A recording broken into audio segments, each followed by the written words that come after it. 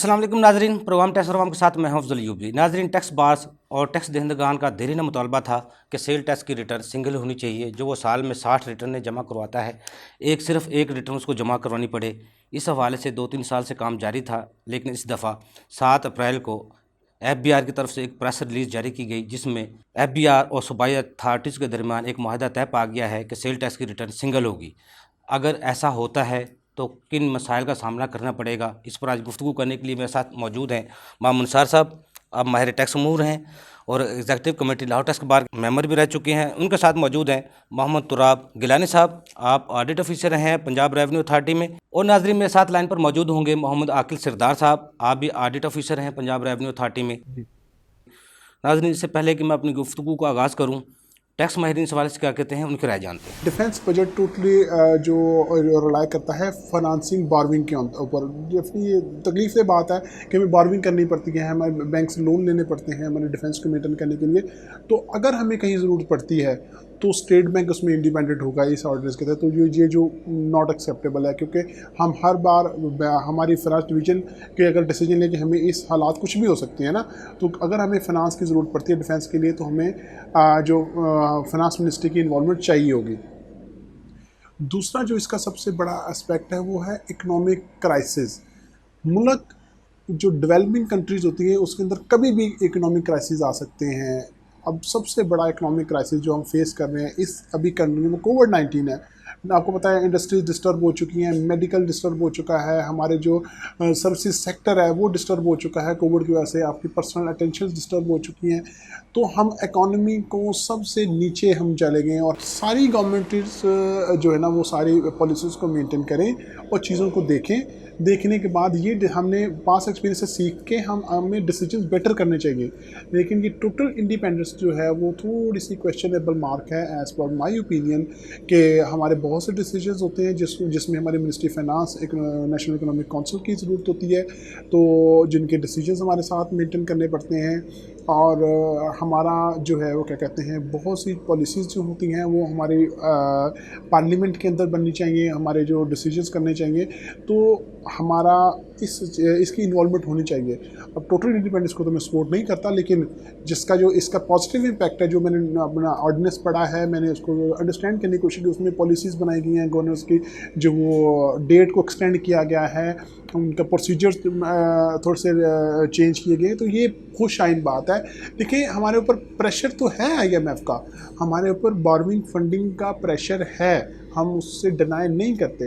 लेकिन अगर आप टोटल इंडिपेंडेंट भी कर देंगे तो वो भी एक है क्वेश्चन मार्क है। बाकी पॉलिटिकल फैक्टर्स हैं सारे, जो हमारी मीडिया के ऊपर र्यूमर्स चल रहे हैं कि हमने स्टेट बैंक को इस तरह कर दिया, तो बनाउज़बिल्ला हमने बेच दिया है, हमने ये कर दिया। तो ये हमारे ये एक्सप्रेशन ऑफ जो फ्रीडम ऑफ एक्सप्रेशन है, हमारा कॉन्स्टिट्यूशनल राइट है, तो वो लोग उसको यूज़ कर रहे हैं तो वो करते रहें।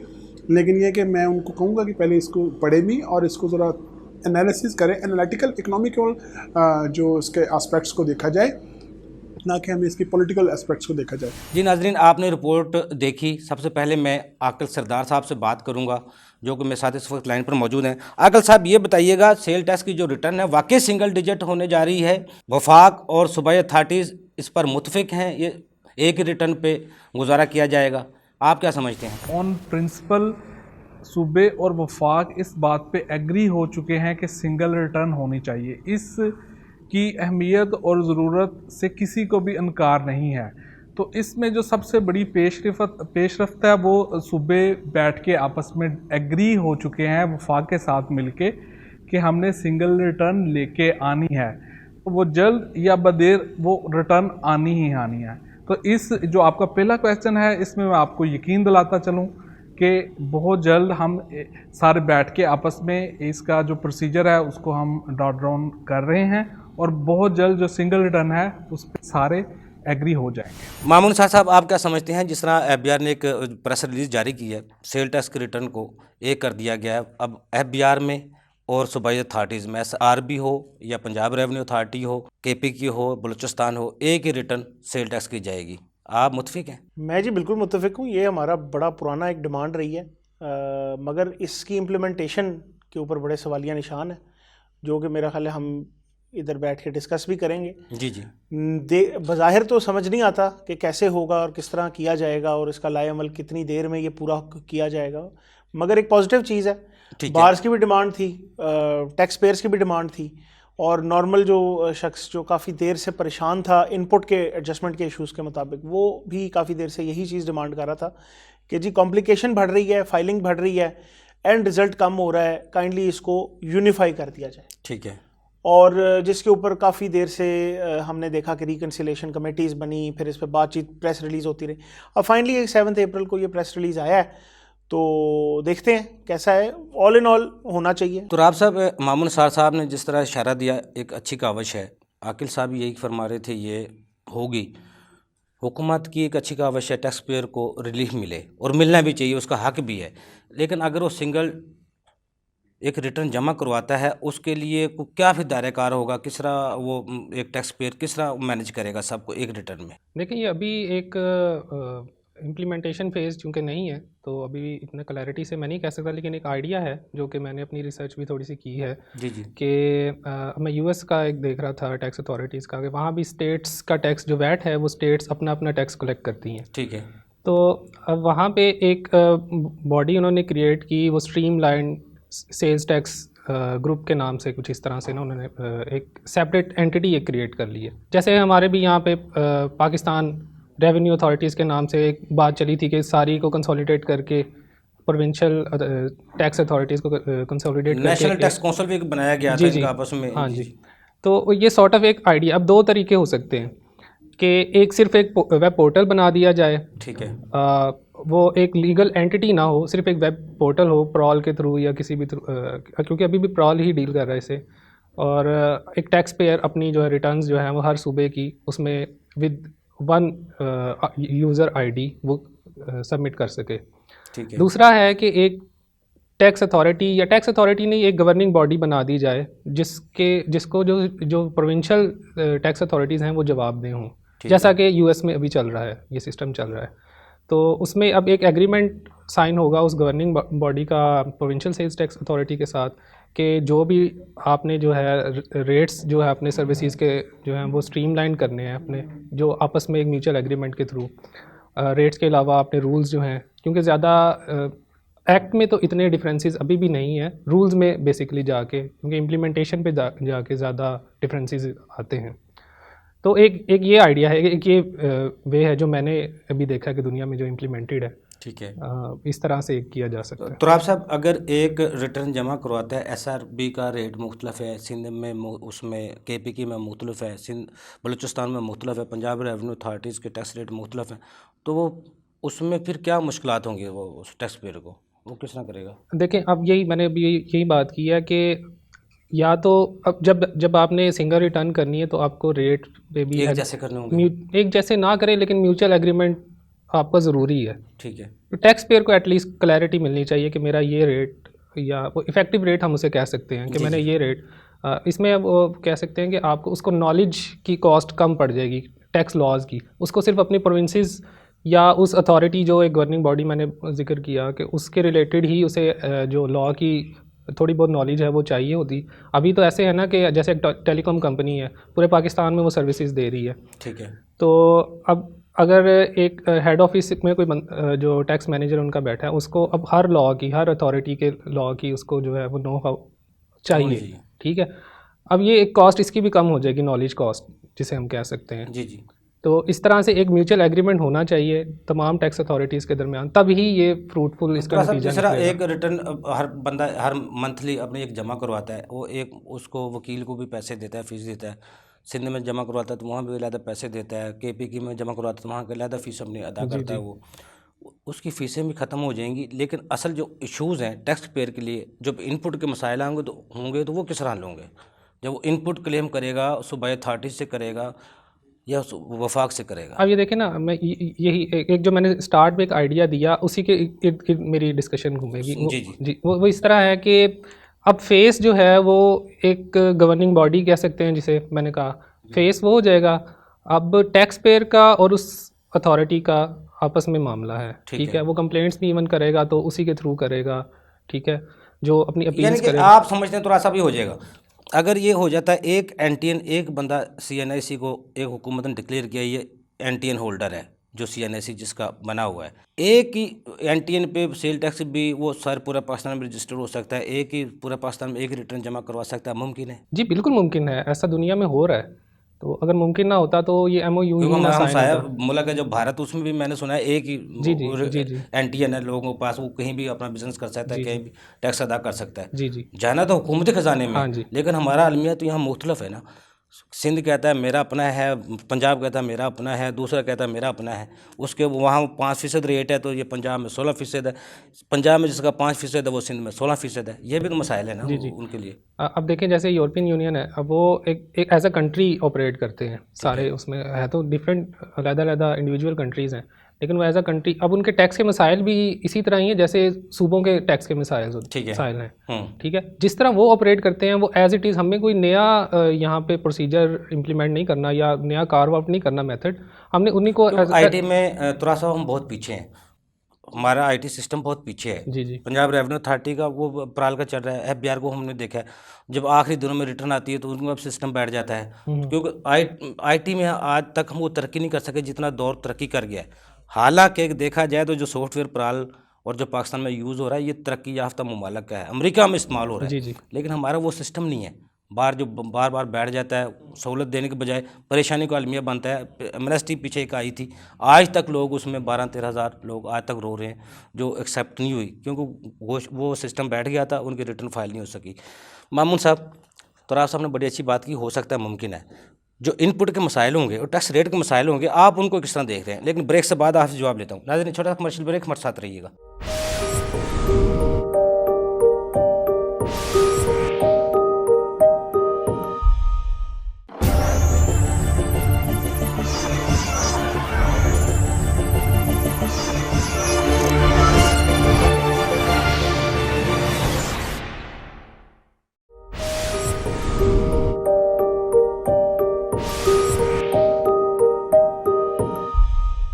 वेलकम बैक नाजरीन। जी मामून साहब, टैक्स रेट के जो मसाइल आपने हाईलाइट किए, तो भाई ने बड़ी इंटरेस्टिंग बात की कि टैक्स रेट के मसाइल भी उस वक्त से हैं जब से ये अथॉरिटीज़ बनी है। सूबाई अथॉरिटी जब से बनी है उन्होंने अपने अपने एरिया के लिहाज से, अभी कुछ ऐसी सर्विसेज हैं KPRA में 13% पे, इधर पंजाब में 16% है। जी, वो तो हम पहले कह रहे हैं, और सिंध में वो डिफरेंट है। तो उसमें जो है एक इनका पॉइंट बहुत वैलिड है कि ये एक्सपेरिमेंट पहली दफ़ा नहीं हो रहा।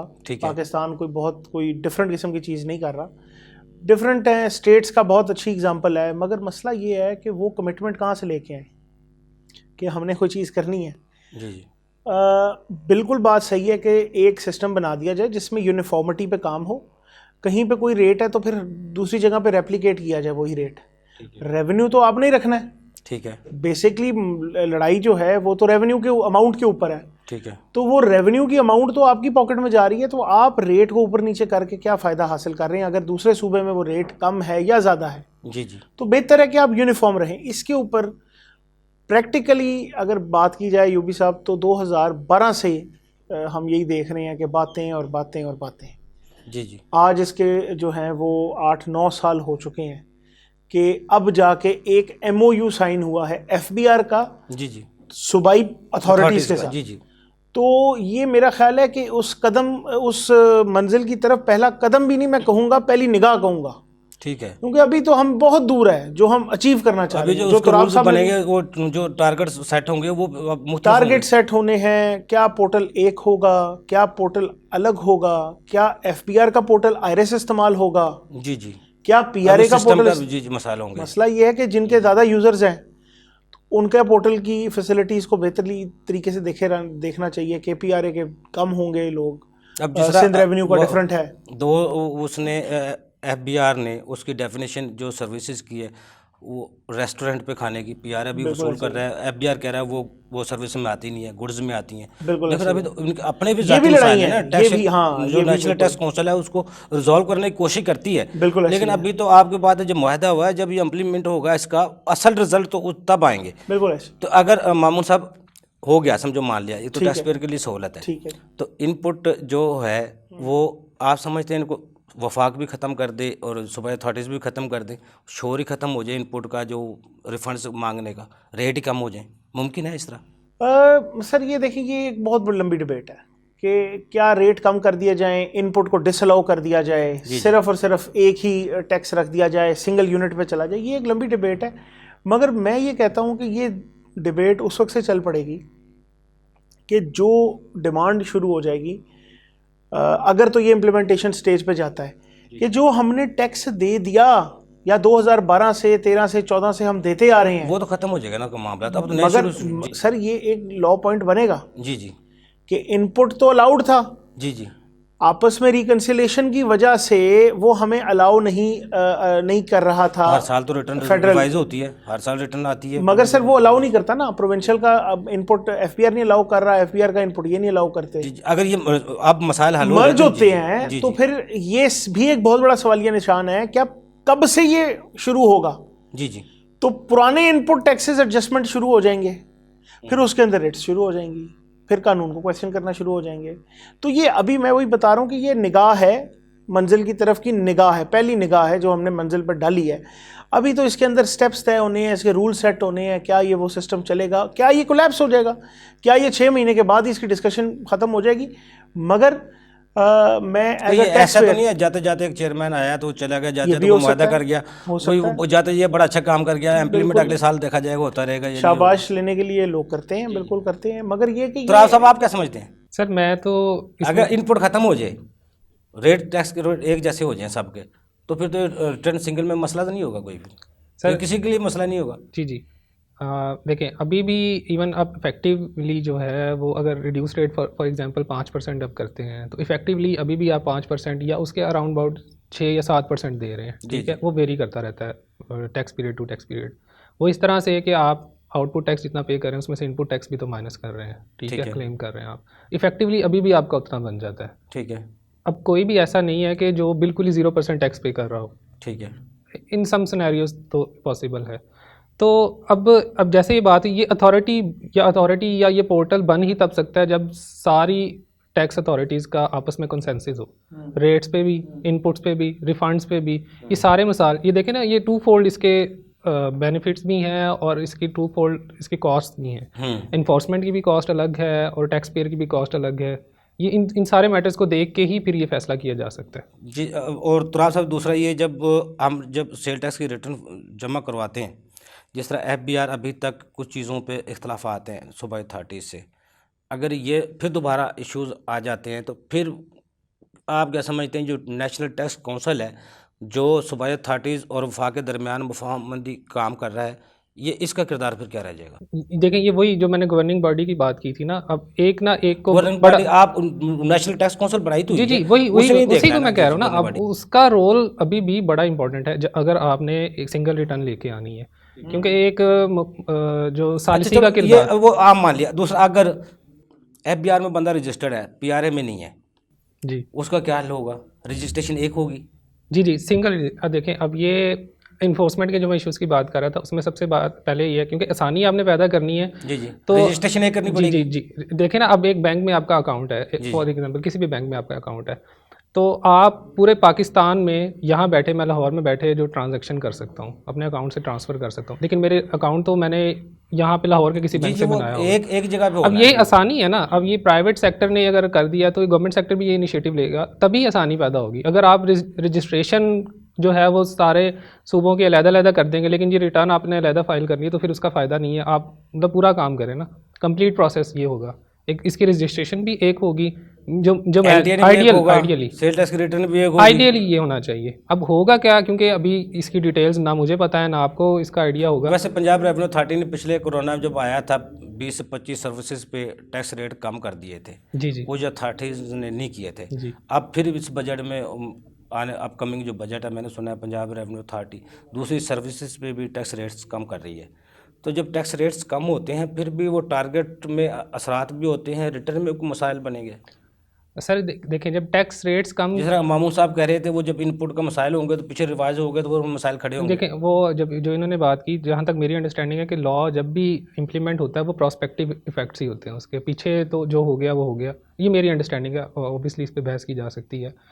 अब बात ये है कि अगर रेट्स कम कर दिए तो अब देखें अगर तो ये विदिन 1 और 2 मंथ्स ये हो जाता है प्रोसेस, तो ऑब्वियसली इसके बारे में भी सोचा जाएगा कि क्या इम्पैक्ट्स आ सकते हैं उसके ऊपर। जी जी मामून साहब, जिस तरह तुराब साहब कह रहे हैं ये तो चलो बात की बात है। एक appeal forum Punjab revenue authority में भी, FBR में भी अपील फोरम है, ट्रिब्यूनल पंजाब रेवेन्यू अथॉरिटी का भी ट्रिब्यूनल है, FBR का भी ट्रिब्यूनल है।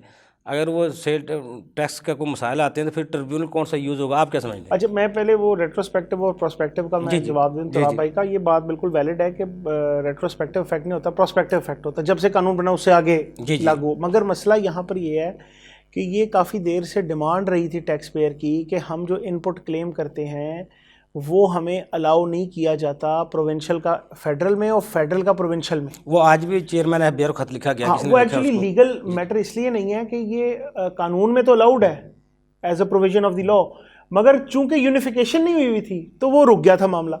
अच्छा, अब उसमें ये है कि अब आपकी वाली बात आ गई, ये एक दूसरा बहुत बड़ा मसला होना है अपील का। अब सर देखें, अब आप कहते हैं कि मैंने सेल टैक्स इनके पंजाब रेवेन्यू अथॉरिटी के फोरम पे मैं कई दफ़ा पेश होता हूँ, कमिश्नर अपील फोरम पे भी, ट्राइब्यूनल में भी जाते हैं। कमिश्नर अपील फोरम में उनकी वेरिफिकेशन अपनी हद तक है, ठीक है, अपने डिपार्टमेंट की हद तक है। डाटा तो शेयर करते हैं ना FBR पंजाब रेवेन्यू अथॉरिटीज़ के साथ, या दूसरी अभी तक नहीं है, अभी तक नहीं है। अभी तक ये डेटा जो है, जो कमिश्नर अपील फोरम में 2 DRs बैठे हैं, 2 डिपार्टमेंट रिप्रेजेंटेटिव बैठते हैं हेयरिंग में, ठीक है, जो इधर पंजाब में लाहौर में जो है कमिश्नर अपील्स बैठती हैं, ठीक है, वहाँ पर 2 DRs बैठते हैं। मुझे ये कहना पड़ता है कि जी इनकम टैक्स रिटर्न भी निल है, ठीक है, तो वो कहते हैं हमें कॉपी दे दें रिटर्न की। जी, ये पंजाब रेवेन्यू अथॉरिटी, क्योंकि यूनिफिकेशन अभी तक तो नहीं हुई ना, ये तो अभी बात चल रही है। अब मेरा सवाल ये है कि जब एक कमिश्नर अपील, जो किसी सूबाई अथॉरिटी का कमिश्नर अपील है, वो ये कहता है क्योंकि उसने फेडरल में ऐसे रिटर्न फाइल की, जी जी, या उसने ये फेडरल में सेल टैक्स दिया, ट्रिब्यूनल भी एक हो सकती है ना। हाँ, ये अपील फोरम भी एक हो सकता है, ये अपील फोरम सूबाई अथॉरिटीज़ का। क्यों जी तुराब साहब, मुमकिन है इस तरह? सर देखें, अब किसी हद तक तो आप कर सकते हैं, लेकिन अब day to day routine matters अगर कुछ बहुत सारे होते हैं में प्रोविंस के अपने जो टैक्स पेयर्स हैं, अब उसकी हद तक आप एक फोरम बना तो सकते हैं कि जो कंसोलिडेटेड तमाम मैटर्स को देखा, लेकिन देखें वो केसेस का पलंदा कितना ज़्यादा बढ़ जाएगा। फिर वही बात आएगी कि इतने ज़्यादा जो है अंबार लगा हुआ केसेस का, और जो हमारी सुनवाई नहीं हो रही, फिर ये मिसाइल शुरू हो जाएंगे।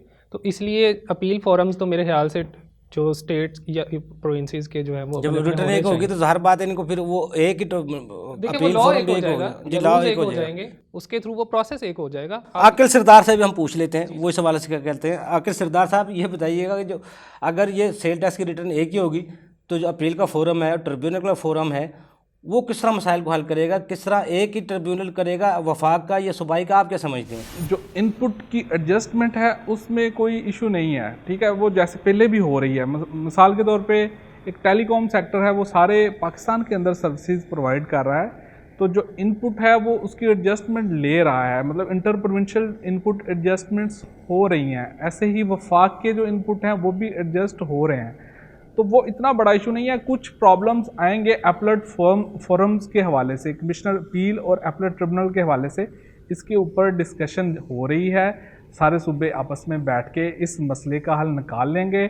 इसमें लेजिस्लेशन होनी है, तो लेकिन ये मेरा ख्याल है कि ये सारे सूबे आपस में जब नेशनल टैक्स काउंसिल में बैठ रहे हैं तो वो इस मसले का हल निकाल लेंगे। नाज़रीन, यहाँ लेते हैं छोटा सा कमर्शियल ब्रेक, मेरे साथ रहिएगा।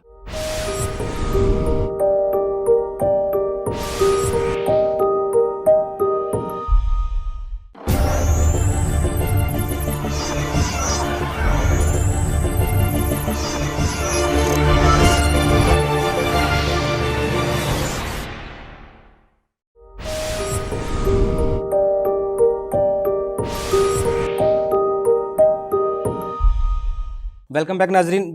तुराब साहब, ये बताइएगा, जब ऑडिट किसी केस का खुलेगा, वो सेल टैक्स का वो सूबाई अथॉरिटीज़ करेंगी कि वफाक करेगा, वो किस तरह हल होंगे मसाइल? उनका भी एक ही अफसर होगा?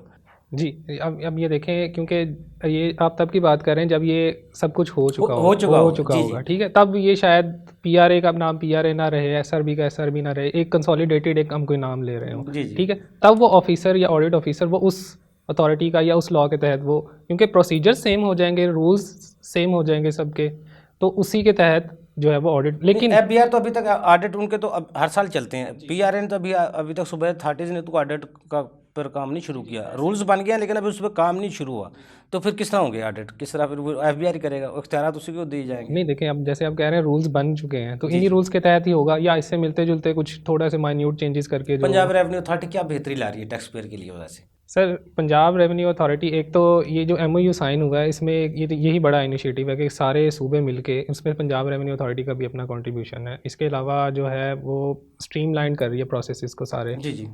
जैसे अभी आपने देखा कि हमारा एक जो इंजेक्शन हुई है रेवेन्यू अथॉरिटी में, जो अकाउंट्स की फील्ड के जो लोग हैं, जो प्रॉपर इस चीज़ को समझते हैं, क्योंकि काफ़ी सारे टैक्स पेयर्स को ये मसाइल भी आते हैं कि फाइनेंशियल स्टेटमेंट्स का जो है वो एज सच उसको नहीं देखा जाता। तो राव साहब, मैं दोबारा आपकी तरफ आता हूँ, मैं आकिल साहब से पूछ लेता हूँ पहले। आकिल सरदार साहब, ये बताइएगा अगर ये वाकई काम सिंगल रिटर्न का हो जाता है, टैक्स पेयर को वाकई सुखा सांस मिलेगा, लेकिन किन किन मुश्किलात का सामना भी करना पड़ेगा, वो भी थोड़ा हमें बताइएगा, ताकि वो टैक्स पेयर जो आज खुशी मना रहे हैं वो उसके लिए भी तैयार रहें। जी, इसमें मैं आपको ये क्लैरिफाई करता चलूँ कि जो सिंगल रिटर्न है, इसमें टैक्स पेयर के लिए तो कोई प्रॉब्लम नहीं आएगी, बल्कि टैक्स पेयर को तो इसके फ़ायदे हैं। टैक्स पेयर जहाँ पर 5 रिटर्न्स ऑलरेडी फाइल कर रहा है, तो उसने सिंगल पोर्टल के ऊपर जाके सिंगल रिटर्न जो है वो फाइल करनी है। इसमें मुश्किलात जो हैं वो सूबों के लिए और वफाक के लिए हैं। सबसे पहले तो रेवेन्यू शेयरिंग का एक फार्मूला है, वो तय करना होगा। रेवेन्यू शेयरिंग की बेसिस क्या होंगी, ये एक प्रॉब्लम है, ये अंडर डिस्कशन है। ये मतलब सबसे जो ज़्यादा जो डिस्कशन होगी वो रेवेन्यू शेयरिंग के हवाले से होगी। इसके बाद इसका जो दूसरा मसला आएगा वो ऑडिट का मसला आएगा कि जो सूबे हैं और वफाक है, उसने मिलकर ऑडिट कैसे करना है। क्या एक सिंगल अथॉरिटी बनाई जाएगी जो कि टैक्स पेयर का ऑडिट करेगी, या अलग-अलग सूबे अपना अपना ऑडिट करेंगे। ऑडिट के बाद जो अगला मसला दरपेश होगा वो होगा एपलेट फोरम्स का। एपलेट फोरम एक अथॉरिटी के तौर पर काम करेगा या इंडिपेंडेंट चारों सूबों के अलग-अलग से एपलेट फोरम्स होंगे। इसी तरीके से इनपुट एडजस्टमेंट के कुछ प्रॉब्लम्स आ सकते हैं, लेकिन ये सारी चीज़ें जो हैं वो अंडर डिस्कशन हैं, और होपफुली ये नेशनल टैक्स काउंसिल के प्लेटफॉर्म पर सूबे और वफाक इन तमाम मसाइल का हल निकाल लें। मामून साहब, आकिल साहब की आपने गुफ्तगू सुन ली। सर, ये बताइएगा, इस हिसाब का जो हम दौर में देखते हैं, लगातार से देखते आ रहे हैं, आप भी इस सर्विस टैक्स निज़ाम में काफ़ी अर्सा हो गया आपको भी काम करते हुए, सेल टैक्स पे सबसे ज़्यादा इश्यूज़ ही सेल टैक्स पे होते हैं। करप्शन का बाजार भी सबसे ज़्यादा सेल टैक्स पे असरअंदाज होता है। पंजाब रेवेन्यू अथॉरिटी तो चलो अभी तक माना उसमें सफाई है, अभी तक उसमें करप्शन नहीं है, रिश्वतखोरी नहीं है, लेकिन FBR में जो गढ़ है फिर उसको किस तरह ख़त्म किया जाएगा? आप समझते कोई बेहतरी की तरफ कदम होगा? सर, सबसे ये तुराब साहब की बात मुझे बड़ी अच्छी लगी है कि उन्होंने कहा है कि सबसे बड़ा पॉजिटिव स्टेप ये है कि सारी अथॉरिटीज़ और FBR एक प्लेटफॉर्म पे बैठ गए। ये जो MOU साइनिंग हुई है ना, ये पहले बातें थी। MOU साइनिंग का मतलब ये है कि हर अथॉरिटी ने ये अपने मसले अब एक्नॉलेज कर लिए हैं। उनके टैक्स पेयर अब उनकी जान खा रहे हैं कि भाई कुछ करो। तो अब वो आके उन्होंने फिजिकली इसको साइन किया है और वो बैठने के लिए तैयार हैं। अब इसमें वो सवाल ही आ जाता है जो आप बात कर रहे हैं, प्रैक्टिकल जो हमारे ऑडिट के मामलात हैं।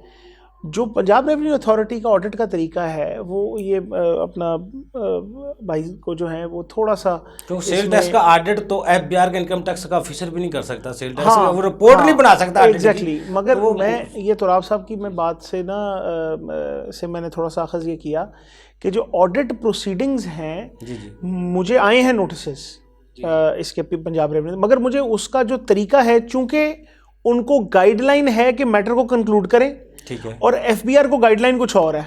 ठीक है जी, वो तो एक बंदे के हाथ में बंदूक है, वो जो मर्जी कर ले। यहाँ पर गाइडलाइन है कि मैटर को रिजॉल्व करें। मुझे एक अच्छा लगा इनका एक तरीका, मैं कुछ 2-3 साल पहले विद होल्डिंग का एक नोटिस आया जिसमें उन्होंने सारा record as per the audit proceeding समन कर लिया। ठीक है, मुझे कहा जी ऑडिटेड अकाउंट्स लेके आए, फलां लेके आए, और ऑफिसर ने मुझे कहा कि भाई पुराना सब खत्म कर देते हैं, आगे से कंप्लायंस शुरू कर दें। अच्छी बात थी। गाइडलाइन ऑडिट की ये होनी चाहिए जो डिपार्टमेंट की तरफ से होनी चाहिए ना, क्योंकि आप निकले हुए हैं एज इदारा। इदारे की नीयत ये होनी चाहिए कि आगे से कंप्लायंस हो, जी जी मैंने पिछला नहीं देखना, जी जी पीछे थोड़ा सा उसको पेनल्टी जरूर दी जाए, जी जी मगर आगे कंप्लायंस करना शुरू कर दे, जो कि पंजाब रेवेन्यू अथॉरिटी अब कर रही है। जो सुबह का बोला शाम को घर वापस आ जाए। Exactly Punjab revenue authority enforcement पे भी काम कर रही है, जो कि मेरा ख्याल है, मेरा चूंकि बचपन से मैं सेल टैक्स 38 पे जो पहले तो एफबीआर बड़ा ही सरापा सेक्शन 38 और 40 का पावर्स बहुत उसके एक्शन देखने वाले होते थे। एक साल 2 साल से बंद है सेल टैक्स पे, छापे नहीं मारे जा रहे। सर उसका रीज़न है, उसका रीज़न एफबीआर के अंदर छापे ना मारने का रीज़न ये है कि बहुत से डिफरेंट हेड्स के अंदर खुद ही कलेक्शन हो रही है। जी जी मसलन आप देखें कि पेनल्टी का active tax payer filer list में 1000 रुपए हर बंदा खुद जमा करा के फाइलर हो रहा है। जी जी बस ये जब से निकाल दिया फाइलर लिस्ट से गिरा दिया, वो 1000 रुपए ऑटोमेटिकली दे रहे हैं। अच्छा, पार्टनरशिप या एओपी फर्म जो है जी जी वो 10,000 रुपए दे के फाइलर लिस्ट में शामिल होती है, जी जी उसकी पेनल्टी 10,000 है फाइलर लिस्ट पे आने की। तो जब ऑटोमेटिकली आपका रेवेन्यू इस तरह कलेक्ट हो रहा है, वैसे आपको क्या जरूरत है ऑडिट करने की? सेल टैक्स की रजिस्ट्रेशन है, पहले तो ये भी किसी जुए शीट लाने से कम नहीं थी बिहार में। अब तो उन्होंने आसान कर दिया। लेकिन अगर हम सेल टैक्स के जो रजिस्ट्रेशन बंदे हैं, रजिस्टर्ड हैं, उनको जो तादाद देखते हैं वो तो ना होने के बराबर है। और सेल टैक्स के अगर अफसरान को देखा जाए जो बिहार में पूरे मुल्क को डील कर रहे हैं, वो भी ना होने के बराबर है। बिल्कुल ऐसे। और सबसे ज़्यादा जो खौफ है फील्ड में, मार्केटों में, वो सेल टैक्स का है। ये क्या वजूहत है उसका? देखेंगे ये हमारे इदारे की कमज़ोरी है। हम देखें, जो मर्ज़ी कहते रहें एफबीआर को, हम ये इसलिए कहते हैं कि हम इसको अपना समझते हैं। ठीक है, एफबीआर सही होगा, हमारी पहचान है, तो उससे रिलेटेड सारी फील्ड्स भी ठीक होंगी। हम टैक्स कंसल्टेंट्स हैं, हम लॉयर्स हैं, हम टैक्स की रिट्स करते हैं, टैक्स के केसेस करते हैं, तो एफबीआर के अगेंस्ट ही जाते हैं और इसी नीयत से जाते हैं कि भाई एफबीआर काम सही करे या पंजाब रेवेन्यू अथॉरिटी अपना काम सही। जब हम ये देखते हैं कि ये काम नहीं हो रहा तो अफसोस होता है। और कई दफ़ा मैंने कमिश्नर्स को कहा है कि इनकम टैक्स हमारी सोर्स बन गई है, विद होल्डिंग टैक्स हमारी सोर्स बन गई है, जो कि फिर विद इनकम टैक्स के हेड में 85% हम विद होल्डिंग से ले रहे हैं। अब सेल्स टैक्स का मतलब ये है कि वो शख्स अनरजिस्टर्ड, मेरा ख्याल है कि अगले 5 साल की पॉलिसी एफबीआर की ये होनी चाहिए। और महंगाई भी सबसे ज्यादा सेल टैक्स में हो रही है, जो हर चोरी, जो सेल टैक्स की चोरी, जो टैक्स नेट के दायरे कार में भी नहीं आता वो भी टैक्स अदा कर रहे हैं।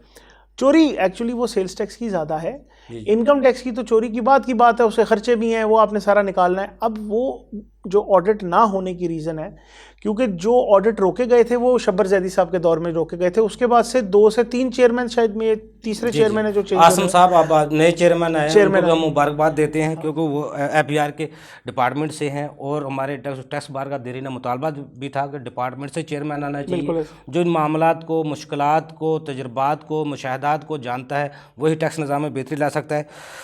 तो राब साहब, टैक्स निज़ाम जो हम बात करते हैं सेल टैक्स की, तो इसमें किस तरह किया जा सकता है? जिस तरह रिटर्न को एक सिंगल लाया जा रहा है, बहुत अच्छी बात है, वैसे भी जिस तरह इन कॉम्प्लिकेटेड सेल टैक्स का निज़ाम है उसको भी आसान किया जा सकता है। कोई है मिसाल ऐसी, कोई ऐसे बना सकते हैं? जी देखिए, सबसे पहले तो ये रिटर्न का ही क्योंकि एक मुतालबा किया जा रहा था जी जी टैक्स पेयर्स की तरफ से कि सिंगल रिटर्न होनी चाहिए, क्योंकि अथॉरिटीज़ क्योंकि डिफरेंट प्रोविंसेस में अपनी अपनी अलग-अलग है। लोग क्यों रजिस्टर नहीं होते इसमें सेल टैक्स में? ज़्यादा आपका तजर्बा क्या कहता है वैसे? सर ये एक बहसीत कौम हमारी एक सोच है। और दूसरा, जैसे मामून साहब कह रहे थे इसमें बहुत ज़्यादा चोरी है, उसको चोरी को रोकने के कुछ तरीक़ेकार हैं? सर चोरी का देखें, दो मैं इसमें बातें करूँगा। एक है डॉक्यूमेंटेशन और दूसरी है ऑटोमेशन। ठीक है। अब जो बेहतरी का जो तरीक़ेकार में बेहतरी है वो है ऑटोमेशन से आएगी। जो चोरी रोकनी है वो आपने डॉक्यूमेंटेशन से रोकनी है। आपने ठीक है, मैं उसको जो रेडी लगा रहा है सब्ज़ी की, उसको मैं नहीं कहता कि ठीक है तो सेल्स टैक्स में अब, लेकिन एक लिमिट सेट होनी चाहिए इनकम की या रेवेन्यू की, कि इतने रेवेन्यू से ऊपर हर टैक्स पे वैसे देखना सेल टैक्स तो बंदा, जो मैं एनटीएन होल्डर हूँ, मैं टैक्स सारी चीज़ों में दे रहा हूँ, लेकिन मैं भी बाज़ार से जब जाऊँ हर चीज़ पे सेल टैक्स तो अदा करके आता हूँ। जी जी। बिजली के बिलों में चलो मेरा एडजस्ट हो जाता है, दूसरे मोबाइल के बिलों में एडजस्ट हो जाता है, दूसरे यूटिलिटी बिल्स में हो जाता है दूसरे, लेकिन जो आम बंदा है उसका तो बेचारा कुछ भी नहीं होता। और जो टैक्स दे रहा है पूरा, वो सारे सेल टैक्स अदा करके आ रहा है हर चीज़ पे। पेट्रोल जो डलवा रहा है टैक्स पेयर है, वो भी उसी रेट से डलवा रहा है। जो उसके टैक्स नेट के दायरे कार में नहीं आता, वो भी उसी रेट से डलवा रहा है, तो फ़र्क तो हमने ज़्यादा नहीं रखा हुआ। जी, लूटना तो हमें दोनों तरफ से है ना। वो इसलिए है ना, इनडायरेक्ट रिजीम, ये थर्ड वर्ल्ड कंट्रीज़ का ना एक डायलेमा है कि आप यहाँ पे, क्योंकि आप आपने नौजवान हैं, लिखे पढ़े हैं, आप इसको टैक्स को जानते हैं। किसी मुल्क की तरक्की का राज इनडायरेक्ट टैक्सेस पे है और या डायरेक्ट टैक्सेस पे। सर ये तरक्की के लिए तो नहीं, हम ये अपनी सस्टेनेबिलिटी के लिए इकट्ठे कर रहे हैं, क्योंकि जो हमारे गवर्नमेंट की या जो हुकूमत की जो डेट्स हैं हमारे ऊपर, आपके ज़्यादातर जो टैक्स कलेक्शन है वो डेट पेमेंट में ही चली जाती है। अब ये सस्टेनेबिलिटी, आप ये ना कहें कि हम टैक्स से तरक्की हासिल कर सकते हैं, फ़िलहाल ये सिनेरियो नहीं है। अब ये आवाम को जो है वो अपनी ज़िम्मेदारी को कबूल करना पड़ेगा इसके लिए कि ज़ाहिर टैक्स। बात है, जब आवाम हुकूमत से सहूलियात भी मांगती है, सेहत भी मांगती है, तालीम भी मांगती है, उधर टैक्स चोरी भी करती है, बिजली चोरी भी करती है, पानी भी चोरी करती है, लेकिन वो उसको भी देखना चाहिए। हुकूमत को हम कुछ एक हाथ से देंगे, दूसरे हाथ से लेंगे। मामून साहब, क्या तजवीज़ हैं आपके पास, क्योंकि प्रोग्राम का टाइम कम है, क्या अपनी तरफ से तजवीज़ देना चाहते हैं अगर ये सेल टैक्स के ऊपर? सेल्स टैक्स का सर सबसे पहले तो मेरा ख्याल है इन्फोर्समेंट के ऊपर काम होना चाहिए। इन्फोर्समेंट ऑफिसर्स इनके PRA या FBR के, हमारा आपको याद होगा FBR में एक BTB unit, broadening of tax base unit, जिसको डायरेक्टोरेट बना दिया गया था, लेकिन आज तक परफॉर्मेंस अब तक भी उसकी जीरो नहीं है। अब वो जब BTB यूनिट था, जी उस वक्त मेरा ख्याल है कि ज़्यादा नोटिस जाए जा रहे थे, ज़्यादा कंप्लायंस हो रही थी, बिकॉज वो एक्चुअली चीज़ों को ग्रैब कर रहा था। वो अब शनाख्ती कार्ड के ऊपर सारी चीज़ें लिंक हो गई हैं, तो वो 176 का नोटिस चला जाता है क्लाइंट को, वो फिर 122 का बन जाता है। जी। इस तरह इधर इन्फोर्समेंट का जो मामलात हैं वो थोड़े तेज़ होने चाहिए। PRA में जो मैं देख रहा हूँ, बहुत सी चीज़ें को पकड़ा जा रहा है। कोरोना के 2 साल से तो कोरोना है, PRA बेचारा क्या करे, नहीं, वो वो छापे बात- भी नहीं वो- मारे किसी वो के भी- पास, किसी का नहीं, बैंक में वो टैक्स माशाल्लाह भी इनका चल रहा है, जी, इनके जी। वो टारगेट्स वैसे पूरे कर चल लिए रहे हैं, PRA। वो चल रहे हैं, मगर ये है कि इसको तेज़ होना पड़ेगा इस काम को, Enforcement के हवाले से। इन्फोर्समेंट के हवाले से। क्योंकि सर ये बेचारे जो हैं, ये इन्फोर्समेंट ऑफिसर एक मार्केट में जाता है ना, तो उसको उस मार्केट के अंदर ना ऐसे मुखबरी करनी पड़ेगी जैसे को पुलिस का मुखबिर करता है या कोई किसी खुफिया एजेंसी का। क्योंकि आपकी ये जो हमारे बाज़ार हैं, पुराने बाज़ार हैं ना, उन बाज़ारों के अंदर कहीं पे बैठ के कोई रिटेलर बैठा हुआ या सर्विस प्रोवाइडर बैठा हुआ, हमें पता नहीं चलेगा। देखो, एक बंदा सेल टैक्स भी जमा करवाता है, इनकम टैक्स भी जमा करवाता है, एक्साइज ड्यूटी जमा करवाता है, फेडरल एक्साइज ड्यूटी जमा करवाता है, वफाक को देता है। फिर जब सुबह कहता है मुझे भी दें, वफाक तो चलो कहता है मैं तालीम देता हूँ, से देता हूँ। सुबह अथॉरिटीज की जब बात आती है पंजाब में क्या पंजाब अथॉरिटी की गल हो रही है, यूपी साहब मैं पंजाबी च गल करा, ਇਹ ਤੁਹਾਡੀ सवाल का जवाब ਜਿਹੜਾ पता की है, मैं फजर भी पढ़ना, मैं जोहर भी पढ़ना, मैं असर भी पढ़ना। सर जो रिस्पॉन्सिबिलिटी है, जी, स्टेट ने मेरे ऊपर एक रिस्पॉन्सिबिलिटी डाली है, जी, मेरा काम है रिस्पॉन्सिबिलिटी को सही तरीके से निभाना। मामून साहब आपको बहुत शुक्रिया, तुराब साहब आपको बहुत शुक्रिया, आकिल साहब आपको बहुत शुक्रिया, आपने हमें टाइम दिया। नाजरीन, अगले प्रोग्राम तक के लिए अफजल ईबी को इजाज़त दीजिए। अल्लाह हाफ़िज़।